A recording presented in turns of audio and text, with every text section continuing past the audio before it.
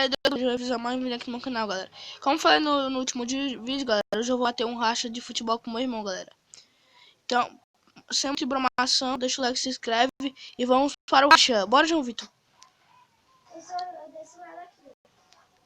Galera, eu vou chamar o João Vitor pra ficar do meu lado, pra vocês ouvirem a voz dele. Vem aqui pro meu lado, João, pra poder só ouvir tua voz. Eu vou ficar desse lado aqui, Dudu. Então, pode ficar. Galera, estão postando racha. Esse bebê aí, eu acho que é filho do João Vitor, jogo. Não, Dudu. É tio? É. Oi, mano. Não é porque eu fui. Ai, não. Vai. Buguei.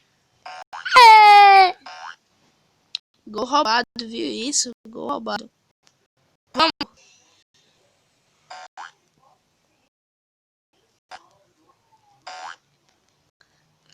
Ele tá muito bugado, galera. Não sei porquê. Olha isso. Calma, quando tu for terminar o vídeo, tu vai mostrar a loja. Cara, eu quero mandar um salve para esse bebê aí que eu não tô sabendo dele. O nome dele é Lucas. Salve para o Lucas.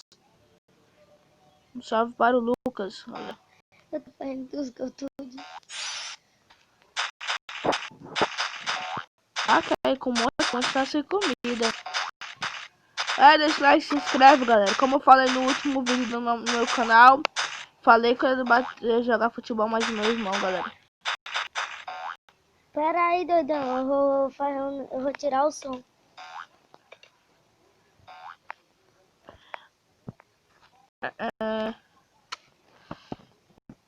Galera, tá indo eu contra o João Vitor, galera.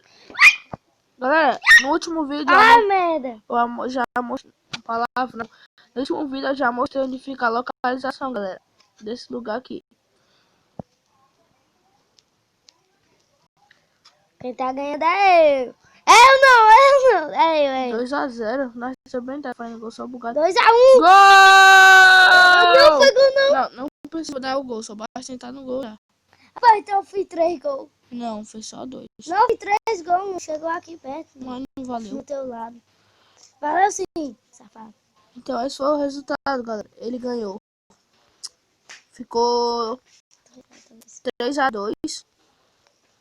Esse último gol foi roubado, só pra avisar pra vocês. Não era pra ter sido 3-2, era pra ter sido 2-2. Mas já que ele falou, galera. Galera, eu vou tentar pegar o status do Lucas, galera, ó. Manda convite pra ele. Que galera, ó. Só mandar ele manda salve. Manda salve, meu filho. Galera, esse foi o vídeo. Espero que vocês tenham gostado, galera. E tchau.